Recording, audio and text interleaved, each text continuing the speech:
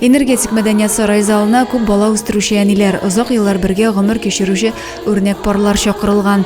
Әниләрнең кай сынагына карасаң да барысы да тирә-юньгә нур сибеп утыралар. Олы йөрәкле балалары өчен җаннарын ярып бирергә дә әзер бәйрәм кунакларына бүген иң җылы матур теләкләр яңгырады. Мама – это действительно главное слово в жизни и первое слово. Вам счастья, здоровья, здоровья всем вашим близким и, конечно же, мирного неба над головой. Тамашачыларның төп өлешен әни исемен лаеклы йөртүче мөхтәрәм затлар алып тора.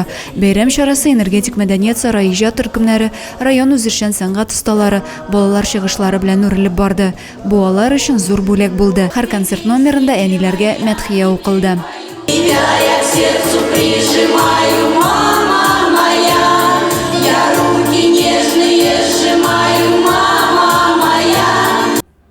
Адилә Пырханова, Юлия Казамарова, Александр Тимофеев, Зәй хәбәрләре.